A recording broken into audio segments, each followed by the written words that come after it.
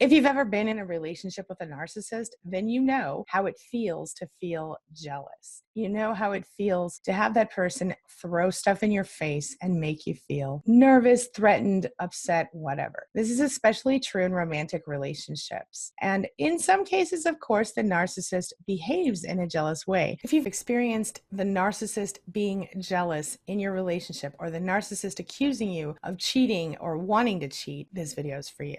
Today, queenbeing.com, we're going to talk about a brand new study that was done regarding narcissism, the types of narcissism involved, and how they reacted to jealousy and what it all means, how it's all connected.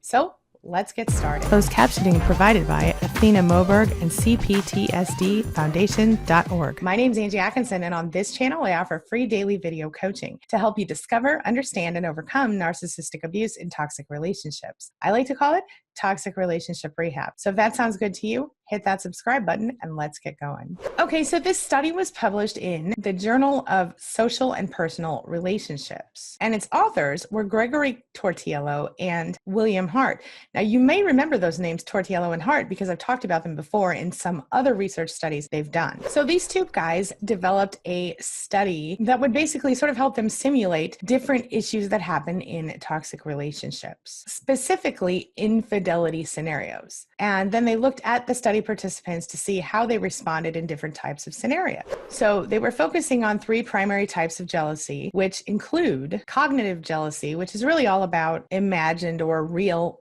acts of infidelity in the relationship. Then emotional jealousy, which is like envy, fear, anger, things like that. And also behavioral jealousy, which basically is things like acting out against your partner because of your jealousy, or surveilling them, going through their phone, acting aggressively toward them or their perceived competitors, revenge type behaviors, and even in some cases, changing the way you look. Now, the authors went on and talked about 6 different types of jealousy related motivations, which can be stirred up when certain things are happening in the relationship. So you might be looking for ways to protect your self-esteem, ways to reduce the uncertainty, the anxiety related to that, ways to understand the future of the relationship a little better and maybe kind of set it in stone, ways to evaluate the relationship or reevaluate the relationship, ways to make sure that the rival isn't a rival or the competitor isn't the competitor. And then, of course, it's kind of helping to restore the balance in the relationship. For example, if you think that your person cheated, then you would go and cheat on them as well. And the authors say that these things are important because they are consistently recurring in unhealthy relationships, especially relationships that are in doubt, where the one person or the other is in doubt, or both. They also know that there's a distinction between the hot or the cold different types of reactions. Hot being emotion-based, inflamed, upset, and cold, of course, being kind of distant and detached responses. And then the other issue being the different ways that people relate based on their own sex. Statistically speaking, men are usually more concerned about sexual infidelity, while women might be more concerned about emotional infidelity. In reality,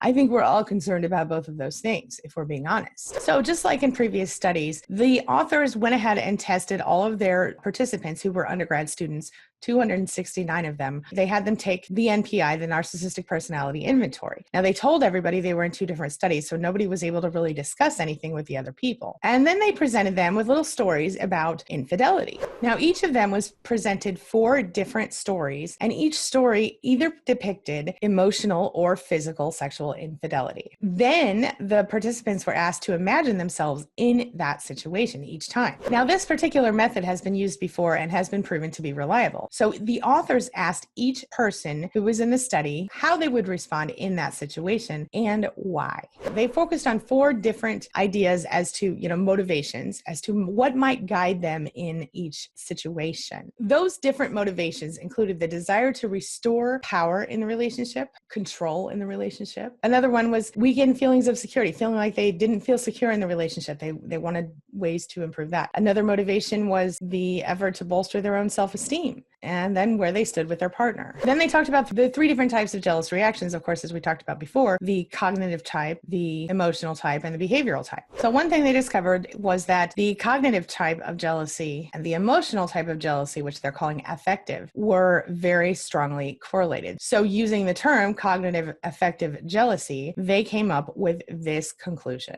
For narcissists of the grandiose type, the ones who are just really out there, the extroverts, the ones that you can almost tell from across the room they're a narcissist, those people, they have a kind of cooler way of dealing with things. Those are kind of the cold reactions we talked about, disconnected. They don't have an emotional or cognitive reason. They tend to have less emotional or obsessive responses to these types of behaviors. With that being said, the thinking and emotional type of jealousy and the behavior jealousy, they're unrelated for people who have grandiose narcissism. But those people have motives mostly related to power and control. And so they would use attacking behaviors to get things back into perspective or back to where they felt comfortable with them. And here's another interesting point they found with grandiose narcissists. The reason for the infidelity, it didn't matter with this group whether the infidelity was emotional or sexual. It was all the same type of response. Now, when we're talking about people who are more introverted, more vulnerable narcissist types, it's a whole other ball of wax. The more vulnerable narcissism a person showed, the more likely they were to have the cognitive affective reaction of jealousy. They were more likely to experience those types of jealousy issues. Interestingly enough, though, their reaction was much stronger to emotional infidelity as opposed to physical infidelity, which I thought was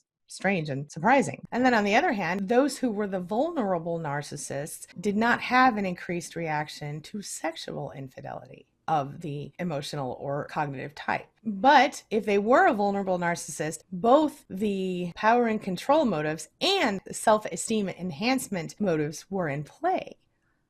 What? I know. In both cases, vulnerable and grandiose narcissists, there was an increase in attacking motives for power and control and restricting, like the behavioral jealousy factor, again, about power and control. Whereas when there was the emotional infidelity, these people would both be motivated by power and control and security and self-esteem restoration, as well as efforts to reduce their own insecurity in the relationship and the status of the relationship. Back to the point. The men were more likely to be upset regardless of what type of narcissist by sexual infidelity. The women were more likely to be upset, again, regardless of the type of narcissist by emotional infidelity. However, in both cases, they would be upset by either thing. With that being said, the only difference between men and women when it came to sexual infidelity was men would become angrier, women would be more hurt. But being male or female didn't seem to change how their type of narcissism would react to each thing. I thought that was interesting. So what does all of this mean? Well, it means that if you are with a grandiose narcissist or you have dealt with a grandiose narcissist, chances are that if they think that you will commit infidelity or you have committed infidelity, they're going to handle it in a much cooler way. Sure, they might be angry, sure, they might be upset, but they are going to do something cold. For them, it's about being embarrassed, unflattered. And it's not as much about feeling like, oh my gosh, I've been betrayed. It's like, oh my gosh, everyone will know I've been betrayed. That's when they will retaliate. They will go against everything and sort of try to control you back into submission if they don't leave you. Interestingly enough, their self-esteem remains intact. So when they're grandiose, so they don't have to, or their perceived self-esteem remains intact. So they don't feel the need to take those self-esteem enhancing actions to change anything. This type of self-esteem will also lead them to be blind to different issues in the relationship, like their problems in the relationship. So then they come back around and they end up causing more problems in the relationship because they will never see their own side of things, what they are doing wrong. Vulnerable narcissists are all about feeling secure in the relationship. So for them, it was a much bigger deal. Plus, they're less likely to retaliate because they value the relationship more. But this can lead them to being more hypersensitive, hypervigilant, stalking your phone, things like this. So the bottom line is, if you're dealing with a narcissist who is a jealous, if you know whether they're vulnerable or grandiose, then you can know whether their motivation for the jealousy is their own self-esteem issues or whether they're going to feel concerned about how other people perceive your relationship. Does that make sense? I thought this was a really interesting study. This brings me to the question of the day. And the question of the day is, have you dealt with a jealous narcissist before and how did it feel to you? How did you handle it? Share your thoughts, your ideas, and your experiences in the comments section below and let's talk about it. Oh, I forgot to tell you, I have a special message for you from Lise.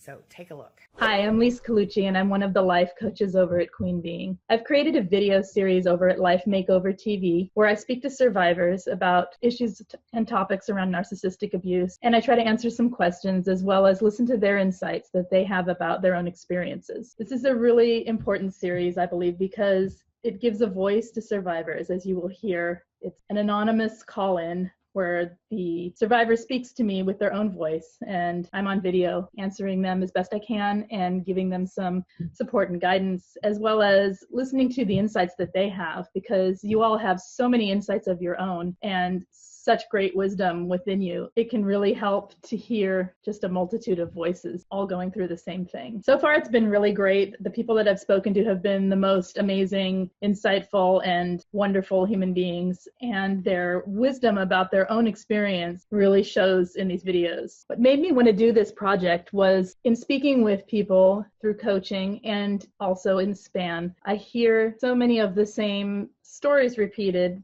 but everyone has their own unique experience with this. And I felt like there was not really an outlet for people to feel heard in a public way and still remain safe. And so I created this project to help not only bring more information into the community about different topics, but to hear from the survivors themselves as well, and really hear the feelings and emotions that surround the topics of narcissistic abuse and how they affect someone. And thank you, Angie, for having me on here today. All right, that's all I've got for you right now. Thank you so much for being a part of my day and a part of my life. And hey, thanks for letting me be a part of yours. It really does mean a lot to me. Now, before I go, make sure you take a look at the videos I'm leaving for you right here and right here. And while you're here, hit that subscribe button right there so we can stay connected and continue on this healing journey together. I'll see you soon.